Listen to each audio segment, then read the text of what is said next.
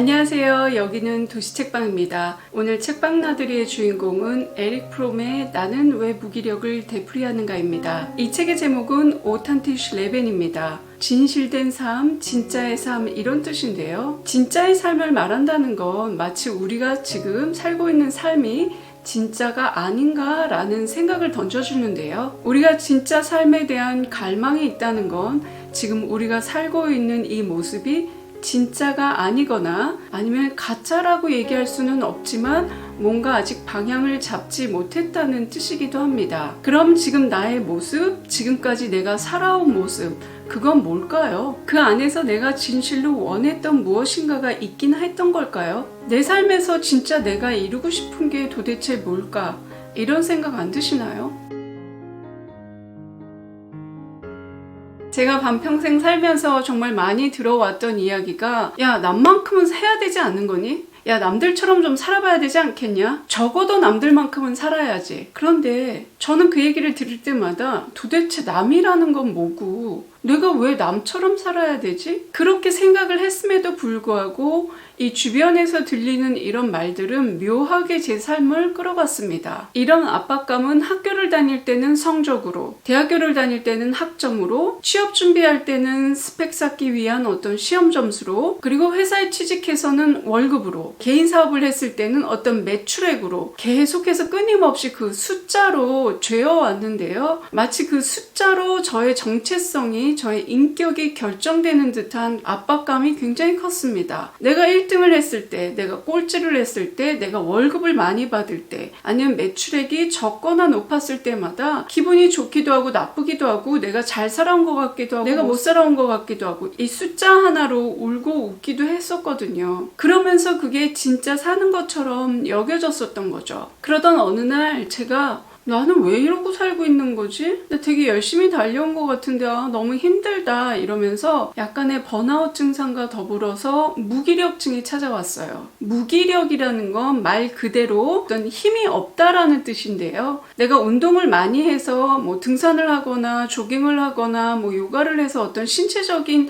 피곤함을 말하는 게 아니라 이 무기력은 정말 어떤 것도 할 수 없는 뭔가 마음이 완전히 탈탈 털린, 그래서 어떤 것도 하고 싶지 않다라고 정말 꼼짝도 않는 그런 상태를 얘기하는데요. 그게 오래 가면 갈수록 약간의 우울증을 동반하기도 하고요.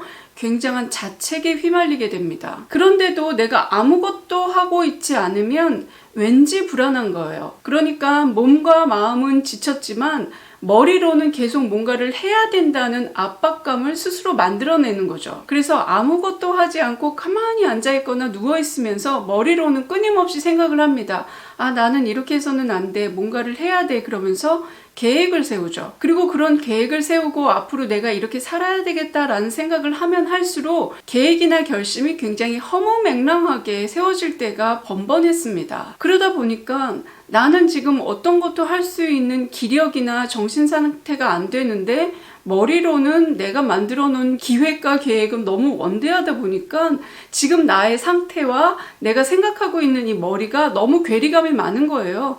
그러다 보면은 이 계획을 줄여서 나한테 맞는 계획을 하거나 어떤 휴식을 취하는 게 아니라 그 계획을 따라가지 못하는 내 자신이 너무 바보 같고 나는 왜 이럴까 이러면서 다시 자책에 빠지게 되고, 그런 자책을 하다 보면 다시 무기력해지고 계속해서 이런 악순환이 연속이 됐었죠. 이 책은 우리가 무기력증에 빠지는 이유에 대해서 여러 가지 분석을 제시하는데요. 그 중에 가장 와닿았던 것은 평등함이었습니다. 에릭 프롬은 이 책에서 현대인들은 평등함을 잘못 해석한다고 얘기합니다. 우리는 사실 생긴 것도 다르고 조건도 다르고 다 다른데 똑같아질 수가 없잖아요.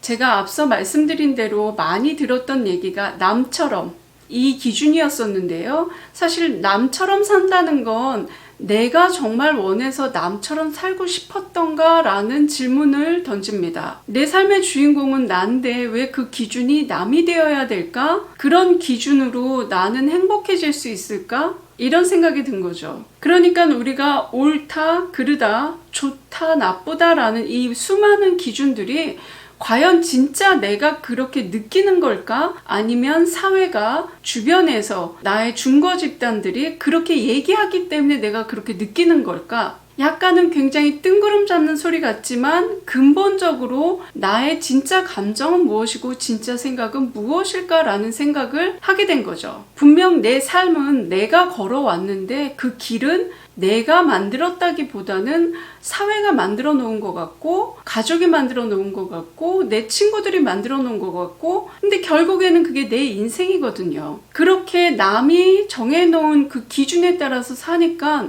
분명 내가 내 다리로 걸어왔지만 어느 순간에 힘이 빠지고 기운이 빠지고 내가 살아갈 에너지와 어떤 의욕조차도 상실해버리는 무기력증에 빠져버린 거죠.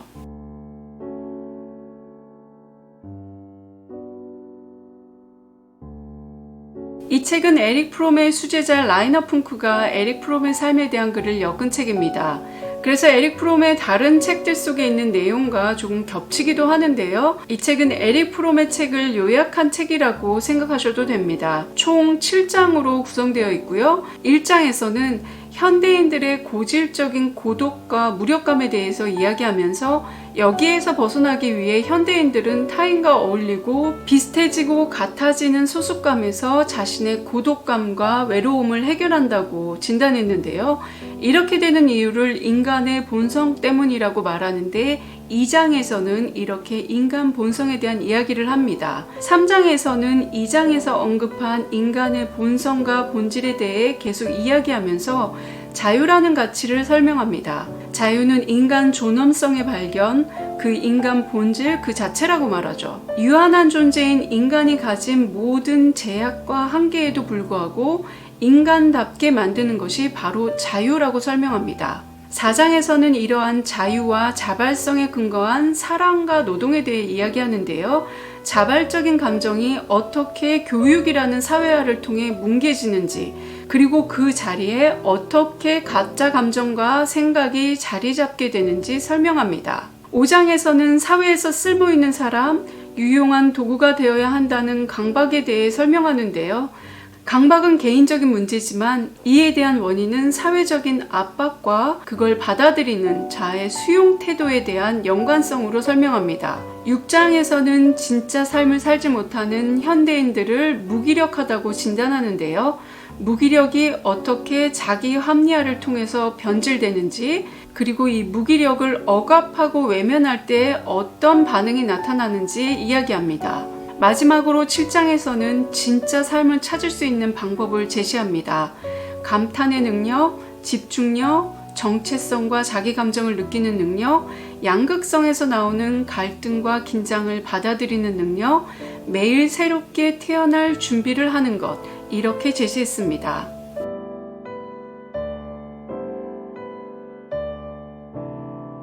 철학이나 심리학과 같은 인문학 서적은 저희에게 어떤 해답을 제시하지 않습니다. 오히려 우리의 삶에 대한 질문을 던집니다. 이 질문은 각자 개인의 사정에 따라서 얼마만큼 내면화해서 생각하고 사유하느냐에 따라서 답이 다 다르게 나옵니다. 그러니까 철학과 심리학은 그 나오는 결과보다는 그 생각하는 그 과정을 통해서 내가 내 자신을 찾는, 아니면 내가 알고자 하는 것을 찾아나가는 그 과정이 굉장히 중요한 학문인데요. 그렇게 스스로 질문을 던지고 찾아가는 과정 속에서 답을 찾을 수 있습니다. 이 책의 글들은 최소 50년이 넘은 글들인데요. 그때 당시는 지금만큼 각박하지도 않았고, 그리고 스마트폰이 생겨서 어떤 사회적인 관계망이 무너진 것도 아니었었는데요. 에릭 프롬은 오늘날의 사회를 이렇게 빨리 진단했습니다. 7장에서 무기력을 극복하는 방법을 조금은 구체적으로 설명을 했는데요. 사실 이건 구체적인 방법이기는 하지만 그걸 삶에 어떻게 적용하는지에 따라서 각자가 다른 해석과 결과가 나오기 마련입니다. 그 중에서 저한테 굉장히 와닿았던 거는요, 양극성에서 나오는 갈등과 긴장을 받아들이는 능력, 이거를 제 나름대로 버티는 힘과 유연함이라고 해석을 했습니다. 인간 세계는 정말 유연하고 상대적이기 때문에 절대적인 법칙도 없고 변치 않는 무엇인가가 있지도 않습니다. 그렇기 때문에 이 양극은 늘 균형을 잡기 위해서 팽팽하게 맞섰는데요. 거기에서 중심을 잡는 것이 버티는 힘이라고 저는 해석을 했습니다. 어떤 것이 옳다 그르다라고 얘기할 수도 있고 내가 선택할 수도 있지만 거기에서 내가 선택한 결과 또한 제 자신이 책임지는 거기 때문에 거기에 대해서 누구 탓을 하거나 사회 탓을 하거나 이러는 게 아니라 그 역시도 내가 선택했기 때문에 내가 책임져야 된다는 어떤 담담함과 어떤 용기가 필요한 거죠. 이 책은 에릭 프롬의 제자 라이너 풍크가 편집한 책인데요. 왜 현대인들이 무기력해지고 그 무기력의 원인은 무엇이고 그래서 우리가 어떻게 하면 무기력에서 벗어날 수 있을 것인가를 제안하면서 동시에 삶에 대한 용기를 준 책입니다. 내가 미처 바라보지 못했던 거, 내가 미처 몰랐던 거, 아니면 내가 알고 있었던 개념이 또는 전제가 잘못됐다는 것을 깨닫게 해준 책이죠. 우리는 다 다르게 태어났고 색깔도 모양도 성격도 말투도 모두가 다 다른데 어떻게 남과 똑같아질 수가 있겠어요. 그렇기 때문에 그러한 평등함, 균일함, 동일함을 추구하는 것 자체가 잘못된 거죠. 평등의 개념을 잘못 적용한 겁니다. 평등은 굉장히 소중한 가치입니다.